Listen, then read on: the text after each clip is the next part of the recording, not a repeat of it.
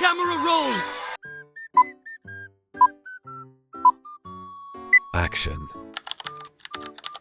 Mungkin ibunya bisa memperkenalkan juga. Saya guru dari SMPK 3, guru kelas 7, 8, dan 9 mengajar IPS.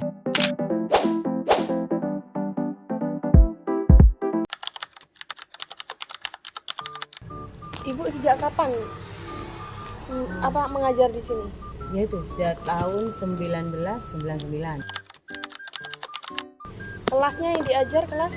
Kelas 7 dulu saya. Oh, kelas 7. Terus lama-kelamaan diberi kelas 7 dan 8. Kalau sekolah ini kurikulumnya kurikulum merdeka juga apa gimana? Iya, kurikulum merdeka. Kita bertahap. Waktu itu masih belum kurikulum merdeka ya. Ada CBSA, terus apalagi itu banyak sampai lupa saya. Kurikulum 13, kurikulum merdeka baru ini. Terus sekarang itu apa? Sekarang ini kan baru lagi ada lagi ya. Jadi sekarang itu ya saya sudah sampai sampai mau diterapkan kurikulum ini ya siswanya juga seperti itu kan. Sekarang melihat juga siswanya, sekarang siswanya nggak seperti dulu Mbak, kurang aktif sekarang ini. Jadi gurunya ya harus menyesuaikan juga. Untuk ibu dalam menyusun soal-soalnya itu untuk siswa-siswanya agar bisa mengerti tentang sejarah itu bagaimana? Kalau saya pertama ya Mbak, kita itu dalam mengajar pertama kita itu memberikan materi dulu ya. Kita memberikan materi, setelah kita memberikan materi tapi kita jangan terlalu banyak materi, tapi anak ngantuk. Nah kita biasanya diberi gambar apa gitu. Nanti setelah itu kita berapa menit kita berikan tanya jawab, berikan pertanyaan, jadi ada umpan balik antara guru dengan siswa gitu. Setelah itu nanti baru kita tuh memberikan tugas, bikin tugas gitu. Karena juga kita ya siswa sekarang itu kadang-kadang yang aktif ya aktif, kadang-kadang yang nggak aktif kadang-kadang siswanya kadang-kadang niru temannya ya seperti dulu itu cuman ya memang perbandingannya siswa dengan sekarang itu ya gitu lah Mbak, karena medsos itu ya mungkin ya kadang-kadang ada HP, lihat HP aja Bu, gitu. Terkadang kan ada siswa-siswa yang lebih kritis gitu. Ya.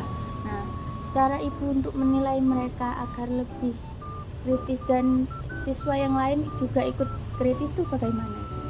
Ya gini ya, kalau ada siswa kritis biasanya tanya ini, saya biasanya saya pending dulu, saya limpahkan ke temannya dulu yang lain, ada yang mengerti atau ada yang bisa gitu ya.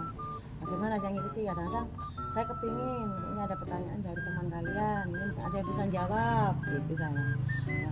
Terus ada yang sudah keluarkan pendapatmu semampumu gitu ke teman yang lain. Nah nanti biar mereka itu mengeluarkan pendapat semuanya semampunya dia. Yang kritis nih biar menilai oh ini, terus baru nanti saya menengahi seperti gitu. Jadi kalau siswa kritis mesti saya tanya, ada pertanyaan. Biasanya yang kalau ditanyakan gitu kadang-kadang anak-anak kan nggak mau tanya ya, diemnya. Itu kadang-kadang saya tunjuk gitu, tunjuk ya itu sudah. Kalau yang anak kritis biasanya Bu saya udah tanya, ada yang gitu, nanti saya limpahkan ke teman yang lain biar aktif semua gitu. Nanti baru saya ada saatnya nanti saya menjelaskan lebih lanjut agar siswa itu lebih mengerti, bisa terarah gitu. Apakah sampai sekarang dalam proses pembelajaran itu udah cukup dikatakan efektif Bu dalam pembelajarannya itu? Masih kurang saya kira, karena kadang-kadang siswa itu ya kadang-kadang siswa kan nggak punya HP ya Mbak ya. Kadang-kadang kita butuhkan ayo dilihat di HP, tapi kan ada siswa nggak punya, jadi gabung guys, lambat. Kadang-kadang anak suruh ngerjakan lama sekali mengumpulkan itu.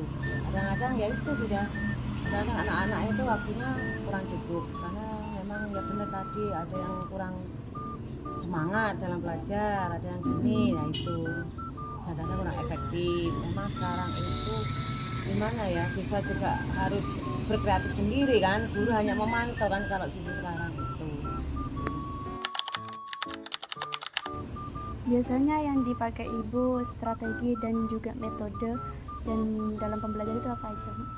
Saya menggunakan metode learning dan nano itu apa sekarang yang ada di Problem based learning.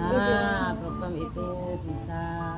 Jadi saya selalu selang-seling tuh mbak, selang-seling melihat kondisi anak-anak itu bagian pembelajarannya ini, misalkan bab ini anaknya bagaimana. Kadang-kadang saya itu kalau pelajaran apa ya, nanti saya keluarkan lihat apa kondisi apa gitu, biasanya gitu, tentang kayak semacam apa ya, kalau IPS itu kan ada 3 ya, IPS itu ya, Iya, apa sosiologi ya, geografi sama terus sejarah. nah itu kita tuh ya itu kadang-kadang kalau waktunya ini kita luar, kalau waktunya apa karena di dalam gitu. Kadang-kadang kalau waktu sejarah itu kita kan ada kepahlawanan itu ya, kita kadang-kadang buat ya itu sudah buat apa ya di papan itu gitu. Kadang-kadang Mbak, kita biar anak itu menarik dan tak bosan. Iya. Kita harus kondisikan seperti itu. Kenapa ya anak biasanya wah wis belum selesai, kak sudah menarik gitu. Kalau enggak ya itu ngantuk, kalau sudah ngantuk sudah dibuat apa ya, semacam kayak ayo lihat sudah di HP sudah mungkin bisa, nanti sudah fresh lagi. Angel mbak sekarang ya, memang gitulah, nggak seperti dulu. Semangatnya anak sekarang agak kendor, harus guru yang memberikan motivasi yang lebih lanjut. Strategi yang digunakan biasanya apa, Bu? Strateginya anak-anak biasanya ya, kalau mau masuk pembelajaran anak-anak diberi semangat apa, nyanyi lah apa gitu dulu biar semangat. Nanti kalau di itu pelajaran yang kemarin pelajaran apa Ditanya gitu, nanti diberi semacam apa, respon apa gitu mbak, biar anak-anak menarik. Ice breaking dulu gitu. Ya kayak gitu, sedikit-sedikit lah, jangan terlalu lama, nanti berapa menit gitu mbak. Biasanya gitu tuh, kadang-kadang kalau anak-anak ya lihat sih, kalau siang kadang-kadang anak apa sudah apa ya, nah itu diberi itu, kalau pagi malah enak sudah. Oh, berarti yang dikasih kayak ice breaking gitu cuman pas siang aja gitu, Bu? Enggak sih, kadang-kadang gantian, kadang-kadang kalau pagi biar anak kan kadang-kadang pagi anak ada yang ngantuk masih Iya. Nah, jadi kita kondisikan lah pagi siang, pokoknya kita lihat kondisinya anak-anak gimana, ayo gitu. Kadang-kadang pakai tepuk tangan, ayo gini berdiri senam apa gitu. Enggak ya, soalnya ya anak-anak sekarang ya seperti itulah, kadang-kadang terlambat datangnya. Biasanya aspek apa saja yang dinilai Ibu dalam pembelajaran sejarah? Misal contohnya dinilai dari keterampilan atau sikap mahasiswa. Kedua-duanya sih, keterampilan sama sikapnya. Kalau masalah ujian biasanya ya, mungkin kalau masalah remedi itu anak-anak itu remedi, saya nggak mau remedi anak ini saya pukul rata semua, remedi semua mbak. Jadi yang bisa yang baik nilainya tetap remedi sudah. Oh gitu. Gitu biar apa ya, biar mereka itu semuanya biar aktif semua sudah, tidak minder gitu sama yang lain. minder yang lain yang nggak mampu biar nggak minder. Jadi Bu saya nanya gimana Bu, ya saya bagikan ini nilai kelas seperti ini. Nah tapi di sini remedi tetap remedi ya, itu saya mbak, remedi tetap remedi, semuanya tetap remedi.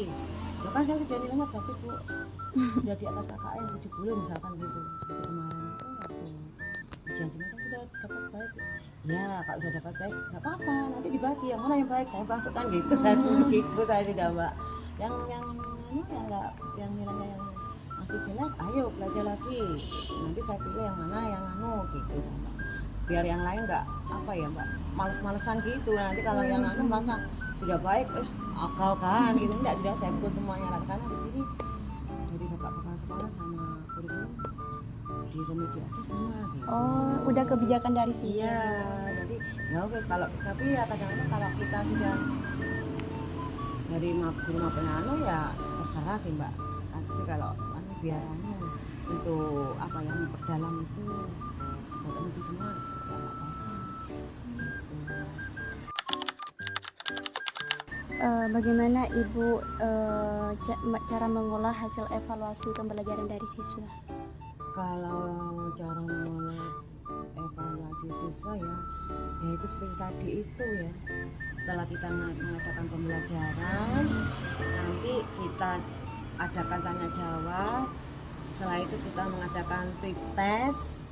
Jadi setiap bab ini nanti berapa hari ya kita sibuk lagi, kita misalkan pertemuan hari Senin, kita lanjutkan hari Rabunya ada ya. Jadi hari Rabu itu biasanya kita itu tanyakan materi yang kita ada di yang hari Senin sampai Rabu kita ulang sedikit. Setelah itu Rabu itu baru kita itu berikan semacam pretest ya, macam tanya jawab, nanti berupa soal sedikit, biasanya 5 atau berapa gitu sudah mau. Berarti itu udah termasuk umpan balik ya? Iya, umpan balik bagi siswa. Dengan cara gitu kita materi yang kita sampaikan itu apa sudah nyampe ke anak-anak, apa sudah anak-anak sudah mengerti. Lah kalau kita nggak ngerti ya harus kita ulangi mana yang kalian nggak ngerti, mana yang kalian ini, atau nanti kita beri tugas gitu. Beri tugas ini buat apa gitu. Bagaimana Ibu menentukan apakah siswa itu telah mencapai tujuan pembelajaran apa enggaknya, Bu? Ya kalau menentukan anak ini sudah mencapai Tujuan pembelajaran. ya pembelajaran itu ya dari hasil itu sudah Mbak. Dari hasil pembelajaran itu ya lewat tes itu ya sama itu sudah nanti dilihat itu dari nilai itu.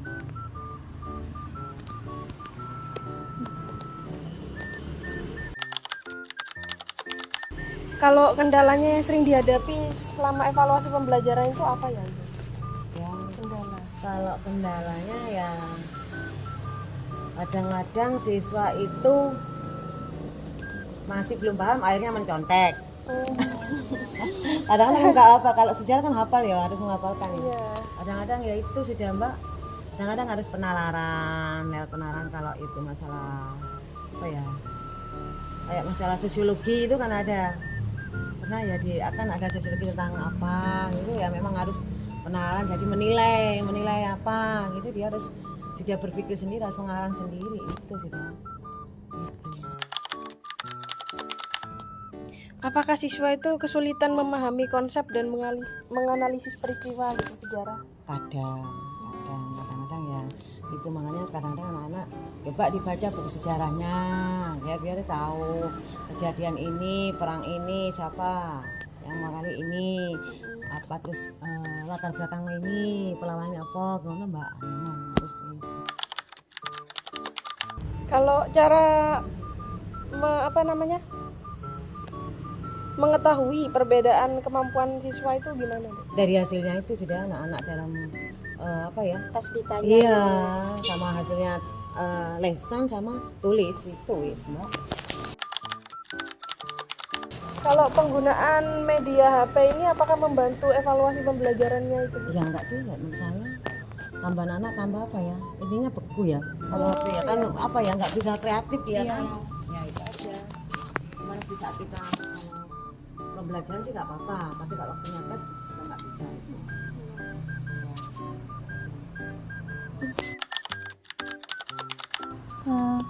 Kalau apabila ada pada hasil evaluasi menunjukkan masih ada siswa yang masih belum mencapai tujuan tuh bagaimana? Kita kan remedi lagi. Remedi lagi gitu. Maksimal remedinya berapa Pak? Apa cuma satu kali? Satu kali Mbak. Satu kali. Kayak jadi nggak apa, biar efisien lah, satu kali Mbak. Dan remedi itu udah siswanya udah mencapai tujuan pembelajaran nggak? Iya, sudah harus bisa mencapai tujuan pembelajaran dan nilainya harus sesuai dengan KKM. Berarti dari remedial itu udah cukup untuk pembelajaran Iya, berikutnya. dan itu sudah capai dan mencapai itu nanti sudah tahu kemampuan anak-anak siswa itu gini. Nanti baru kita tuh sudah mengenal, oh berarti kalian sudah mengerti ini seperti ini ya. Sudah, kita Pak. Nanti kita langsung ke bab berikutnya pembelajaran di sini.